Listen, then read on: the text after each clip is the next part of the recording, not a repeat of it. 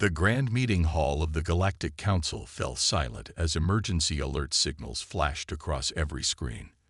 The massive crystal displays that normally showed peaceful star maps now blinked with urgent red warnings. At the center of the room, Admiral White's tentacles curled in annoyance as he studied the incoming data. "Another false alarm?"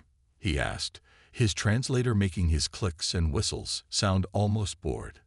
The Admiral had dealt with hundreds of such warnings during his 50 cycles of service. Usually, they turned out to be nothing more than space debris or lost trading vessels. Officer Reed, a small green creature with large eyes, rushed forward with a data tablet. "No, sir. This is different. Our deep space sensors have detected a fleet. A massive one." The Admiral's skin changed from its usual pale blue to a darker shade, showing his growing concern. He grabbed the tablet with one of his tentacles and studied the readings. The numbers made no sense at first. There had to be a mistake. "These readings show thousands of ships," he said slowly, "and none of them match any known designs in our database." The council members watching from their floating platforms began to whisper among themselves. Some of their species had been spacefaring for thousands of years, yet none had ever built fleets this large. "Show me the visual data," Admiral White ordered. The main screen lit up with long-range images. What they saw made even the bravest council members shake. The unknown fleet stretched across space like a metal cloud. But what truly frightened them was the variety. Some ships were sleek and sharp, built for speed. Others were massive and heavily armored. There were ships that looked like they could swallow small moons, and others so tiny they could have been mistaken for fighters. "Who builds ships so differently?" asked one council member, their voice trembling. Officer Reed checked his instruments again. "The fleet's formation suggests high-level military organization, but their ship designs, it's like they tried every possible approach to space travel and warfare. No known civilization has ever developed their technology this way." Admiral White studied the fleet's movement pattern. They were moving with purpose, maintaining perfect formation despite their different sizes and shapes. Most worrying of all, they were heading straight for council space. "Send out contact signals," he ordered. "All frequencies, all known languages." Minutes passed, then hours. The unknown fleet maintained complete silence. "Sir," Reed said, his voice barely a whisper now, "we've detected something else. The ships, they're powered by different types of engines. Some use antimatter, others use fusion. We've even detected what might be primitive chemical rockets on some of the smaller vessels." The Admiral's tentacles went completely still, a sign of extreme stress in his species. "That's impossible. No civilization would mix technologies like that. It would be inefficient." "Unless," another council member spoke up, "they don't care about efficiency. Unless they care more about redundancy, about having backups for their backups." The implications hit them all at once. They were dealing with a species that prepared for every possible failure, every possible attack. A species that had learned through hard experience not to rely on any single technology or strategy. As the council chamber erupted into panic, Admiral White made a decision. He opened a channel to every council world and military base. "This is an emergency alert. All defense forces are to mobilize immediately. We have encountered a previously unknown civilization with military capabilities beyond our experience. They are approaching council space and have not responded to communications. All civilian vessels are to clear the projected approach vector immediately." He paused, looking at the fleet one more time before adding, "And may the first ones help us all if they're hostile." In the depths of space, the human fleet continued its advance, its silence more terrifying than any threat could have been. The Council's diplomatic ship, Peaceseeker, moved slowly through space. Its golden hull sparkled against the darkness, designed to look as non-threatening as possible. Ambassador Gray, a tall being with silvery skin, stood on the bridge watching the massive human fleet grow larger on their screens. "Remember," he told his nervous crew, "we represent the entire Galactic Council. No sudden moves. No weapons active. We are here to talk. The Peace Seeker carried representatives from 12 different council species, each chosen for their skill in dealing with new civilizations. None of them had slept well since leaving council space. Captain Stone of the human flagship Observer watched the approaching alien vessel through the bridge's main window. Unlike the council's colorful ship, the Observer was dark gray and clearly built for war, despite its current peaceful mission. Diplomatic vessel approaching, Captain, reported Lieutenant Wells from her station. Their weapons are powered down, but they're running active scans. Stone nodded. Let them scan. Power down our forward shields. Show them we're willing to talk. The council ship's scan passed over the Observer's hull, collecting data about its construction. But when the scan reached the ship's engine room, something unexpected happened. Officer Pink, one of the council ship's junior technicians, stared at his screen in horror. Ambassador. Their engine. It's using both antimatter and fusion power. The energy readings are off the charts. Before anyone could stop him, Pink slammed his hand on the defense console. The Peace Seeker's weapons powered up automatically, targeting systems locking onto the human ship. On the Observer, alarms blared. Multiple weapons locks detected. Wells shouted. They're powering up their main guns. Captain Stone's face remained calm. Interesting way to say hello. Shields up. All ships, defensive pattern Delta. But do not fire unless fired upon. The council ship's crew watched in amazement as the human fleet moved. Despite their different sizes and shapes, thousands of ships shifted position in perfect sync, creating a defensive formation that had no gaps or weak points. Ambassador Gray rushed to the weapons console, shoving Pink aside. Power down weapons immediately. This is a diplomatic mission. But it was too late. Pink's actions had already triggered an automated defense protocol. A burst of energy shot from the Peace Seeker toward the Observer. What happened next would be talked about in council space for generations. The energy beam, capable of cutting through most known shields, hit the Observer's defenses. Instead of piercing through, it scattered harmlessly across a field of overlapping shields, each using different technologies. Minimal damage to outer shield layer, Wells reported, almost sounding bored. Their weapon is based on the same energy technology all their ships use. Predictable. Stone nodded. Let's show them something they haven't seen before. Mr. Black, prepare a demonstration. Non-lethal. The Observer's response came in the form of a simple metal object, barely the size of a small shuttle, launched at high speed toward the Peace Seeker. The council ship's sensors didn't even register it as a weapon. There was no energy signature, no explosive material.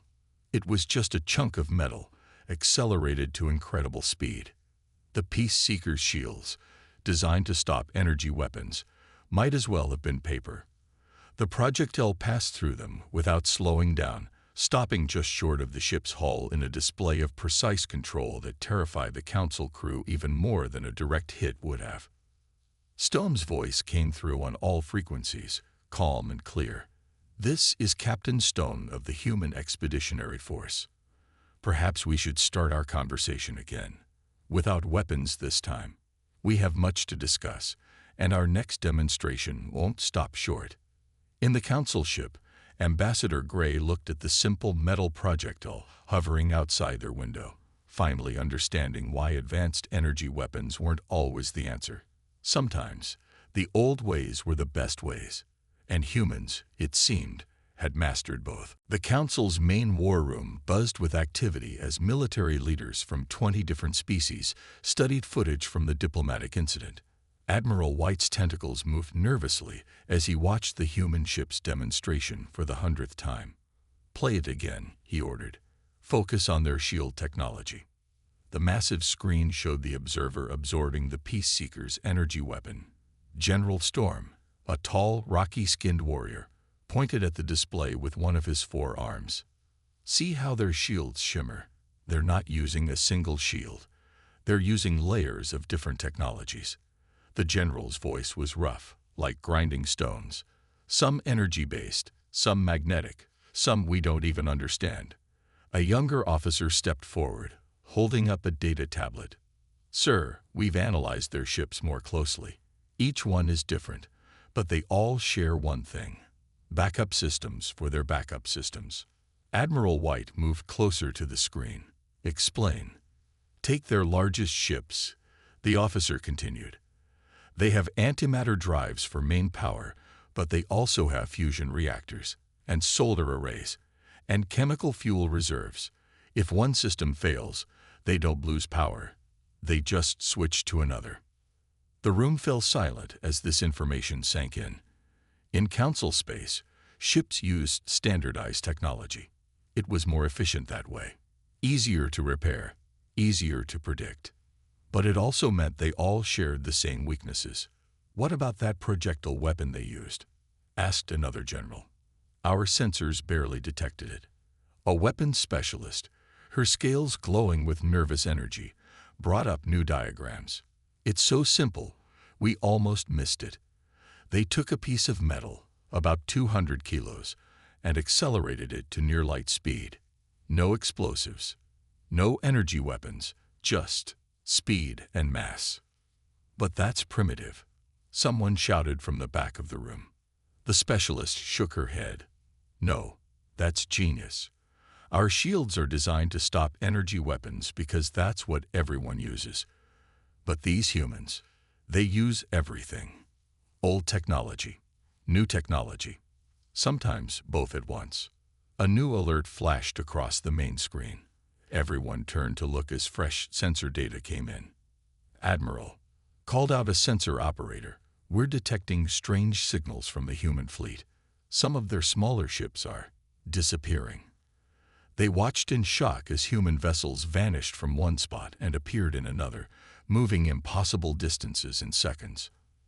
That's not standard jump drive technology, muttered General Storm. Their energy signature is all wrong. Admiral White felt his skin darken with worry. They've developed different ways to travel through space too. Of course they have. The weapons specialist spoke up again, her voice trembling slightly. Sir, I think I know why they're so different from us. Look at these scans of their ship hulls. The screen showed close-up images of various human vessels. Each one bore marks of repairs, modifications, and improvements. These ships, they've been in battles before. Real battles. They've learned from each failure, each defeat. They don't just develop technology, they evolve it. Admiral White remembered an old report he had dismissed years ago. It had mentioned a primitive species on a blue planet, one that spent centuries fighting itself before reaching space. We thought they were too primitive because they weren't following our path, he said slowly. But they were building something else, something stronger. The room erupted in worried discussions as more data poured in. Each new scan revealed another surprise, another innovation they had never considered. In orbit above a nearby council world, a small human scout ship watched their reaction. Inside, its crew smiled as they monitored the council's frantic communications. Sometimes, being underestimated was the greatest advantage of all. The great council chamber, usually a place of order and calm, had turned into a scene of chaos. Representatives from 30 spacefaring civilizations shouted over each other, their voices echoing off the crystal walls. The emergency meeting had been going on for 6 hours, and no one was closer to agreeing on what to do about the humans. We must surrender immediately, shouted the representative from the trade worlds, his fur standing on end. You've all seen what their ships can do. One of their smallest vessels could destroy our largest battleship. Surrender? Roared back the military commander of the Stone Collective, pounding his rocky fist on the podium. Without a fight. Have you forgotten who we are? We ruled these stars before these humans left their planet. Admiral White watched from his raised platform, his tentacles curled tightly against his body. The division in the room was worse than he'd feared. Some species wanted peace at any cost. Others demanded immediate war. A few had already begun evacuating their worlds. If I may speak, came a quiet voice. The room slowly fell silent as Ambassador Gray stepped forward. He still looked shaken from his close encounter with the human fleet. "I looked into their eyes during our meeting," he said, his silver skin reflecting the chamber's lights. "They're not conquerors, at least, not in the way we fear. They're something else." Before he could continue, Admiral White's personal communicator buzzed. His skin paled as he read the message. "The human fleet," he began, his translator struggling to keep up with his rapid clicks. "They're moving again. Multiple directions. They're spreading out across Council space." New holographic displays appeared above the chamber floor, showing the human fleet breaking into smaller groups. Each group headed toward different Council worlds. "This is it," shouted someone from the back. "They're beginning their attack." The military commander stepped forward again. "Then we must strike first. I propose an immediate scorched earth response. We destroy everything in their path, our own worlds if necessary. Show them we won't be easy targets." The chamber erupted in fresh arguments. Some representatives were already leaving, rushing to send warnings to their homeworlds. Others were calling for their ships to open fire. Then every screen in the chamber went black. When they came back on, they showed a single human face. Captain Stone looked out at them calmly, his expression neutral but firm. "Members of the Galactic Council," he said, his words automatically translated into every council language. "We've been monitoring your debate. I believe it's time we cleared up some misunderstandings." The chamber went completely silent. First, Stone continued, "If we wanted to conquer you, this conversation wouldn't be happening. We've had the capability to bypass your defenses since we entered your space." Admiral White felt his tentacles twitch. They had been watching the whole time. "Second, our fleet is spreading out not to attack, but to protect. We've detected something approaching your territory, something you haven't noticed yet, something far more dangerous than us." The captain's image was replaced by a series of star charts and sensor readings that made the Council's best scientists gasp in horror. "We tried to contact you peacefully." Stone's voice continued over the images. "Your response showed us just how unprepared you are for what's coming. So we're taking positions to defend your worlds, whether you want us to or not." The final image showed a massive dark mass moving through deep space, heading straight for Council territory. "You have 1 hour to decide," Stone concluded. "Work with us or watch from the sidelines. But either way, we're going to protect this galaxy. It's what humans do." As his image faded, the Council chamber remained silent for the first time in hours.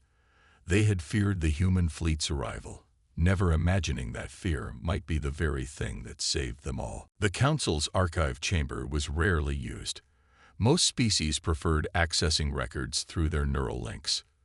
But today, hundreds of Council members crowded around the physical displays, watching newly shared human historical records play out before them. Ambassador Gray stood with Admiral White and several other leaders, their eyes fixed on scenes from Earth's past. The humans had provided their full military history as a gesture of trust. What the Council saw both terrified and amazed them. "They fought thousands of wars," whispered a young historian, his crystal body reflecting the images of ancient human battles. "Not just between nations, but world wars. Multiple times." The screen showed centuries of human conflict. Armies clashing with swords, then guns, then machines. Each war brought new weapons, new defenses, new ways of fighting. And after each war, humans rebuilt, adapted, and grew stronger. "Look at their technological progress," Admiral White said, his tentacles moving in fascination. Each conflict forced them to innovate. They went from primitive flying machines to space vessels in less than 200 years. The images shifted to show the first human steps into space. Unlike the Council races, who had developed space travel slowly and carefully, humans had rushed into the void.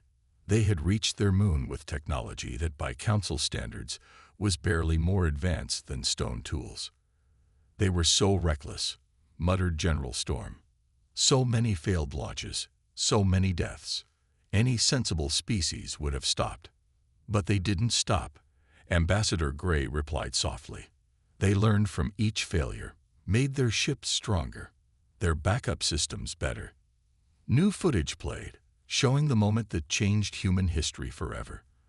Their first detection of alien life, a small signal from deep space. The council members watched in surprise as the recording showed something unexpected. Instead of panic or fear, humans had united. Within 1 year of discovering they weren't alone, the historian read from his datapad, they formed their first world government. Within 5 years, they had built their first unified fleet. Admiral White moved closer to the screen showing Earth's rapid military buildup. They weren't building an invasion force. They were building a defense fleet. Yes, came a voice from behind them. Captain Stone walked into the chamber, making several council members step back nervously. We knew that if we could detect other life could detect us. And given our own history, we couldn't assume all aliens would be friendly. The captain gestured at the displays.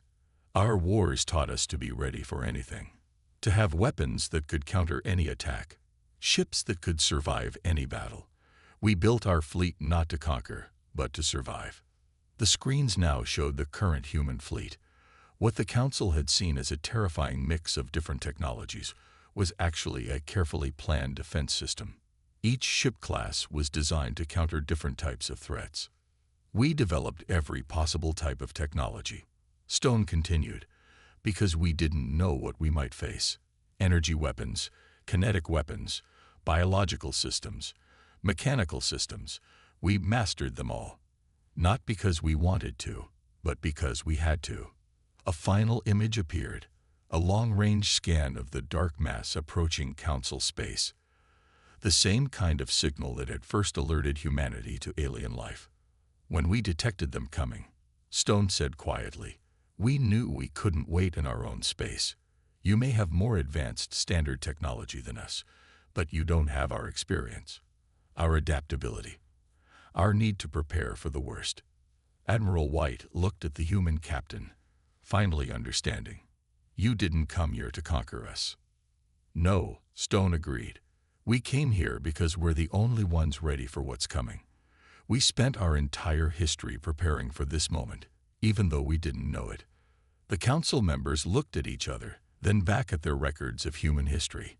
What they had feared in the human fleet, its variety, its strength, its readiness for war, was exactly what might save them all. The mood in the council's strategic command center had shifted dramatically over the past day.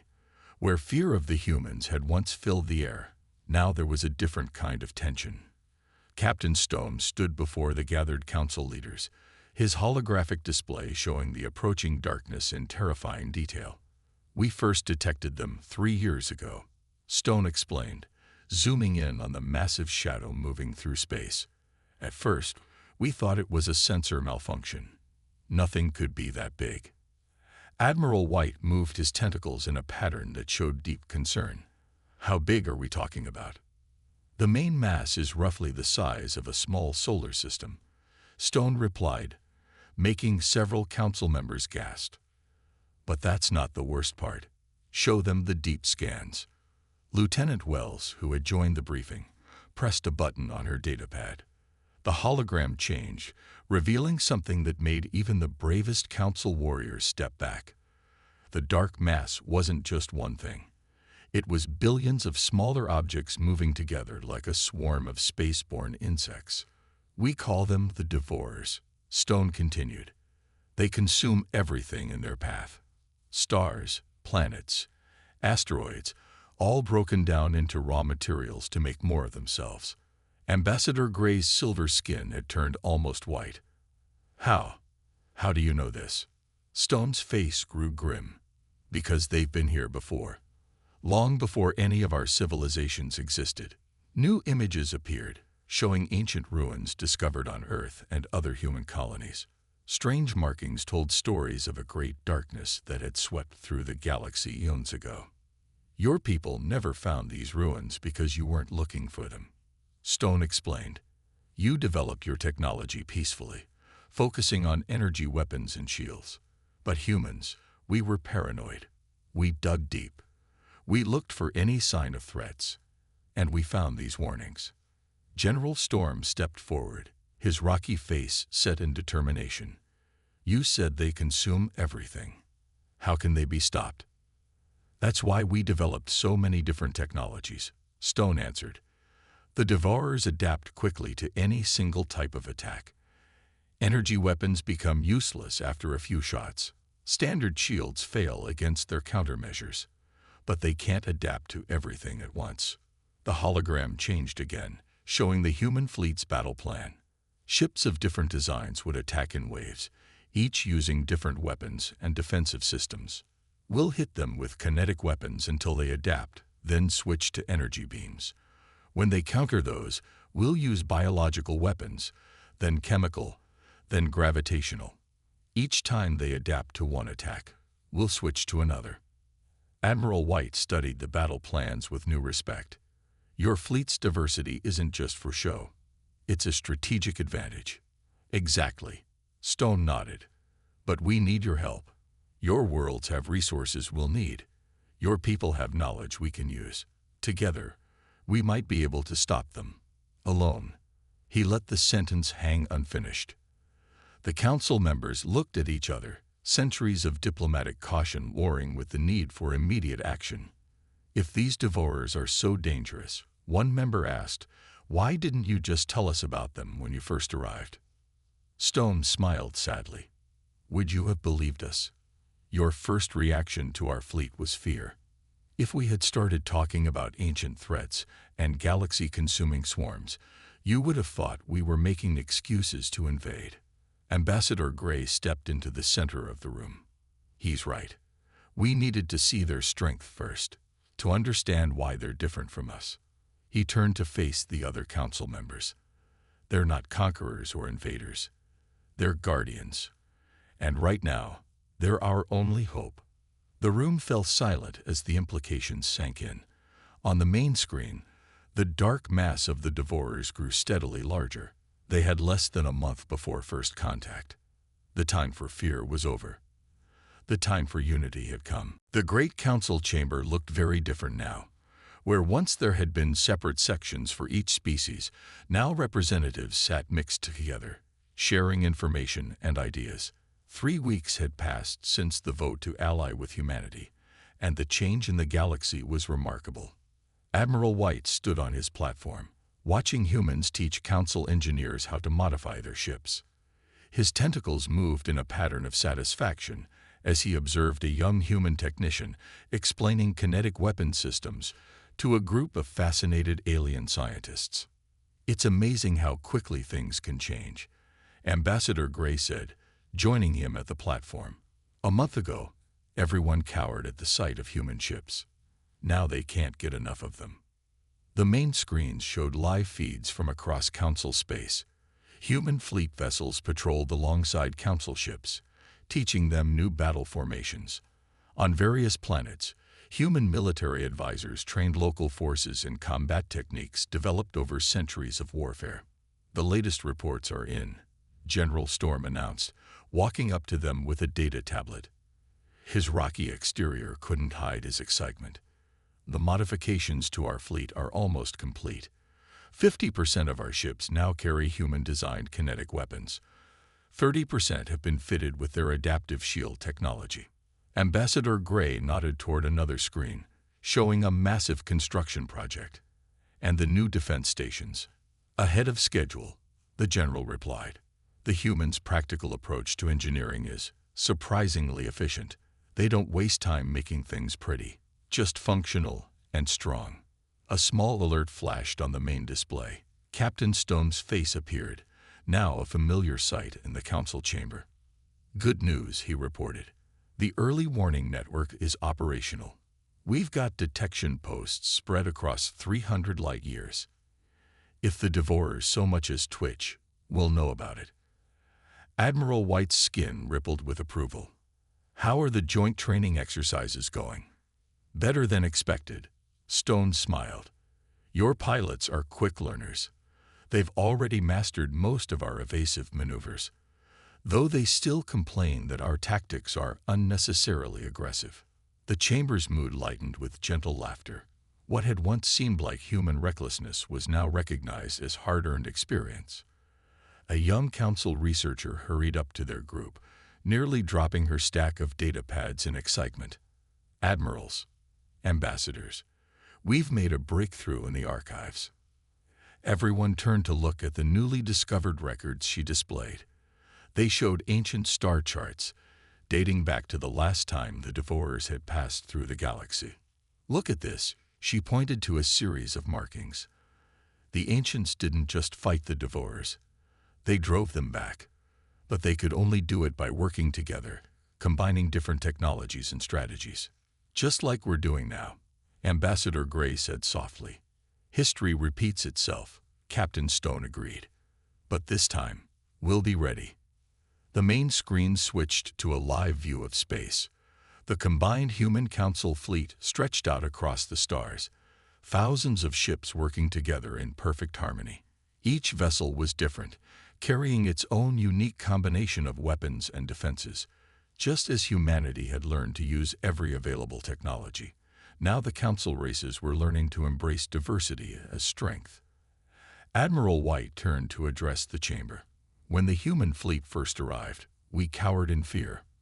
We saw their weapons, their readiness for war, and we thought they came as conquerors." He paused, his translator perfectly capturing the emotion in his voice. "We were right to feel fear, but we feared the wrong thing. The humans didn't come to destroy us.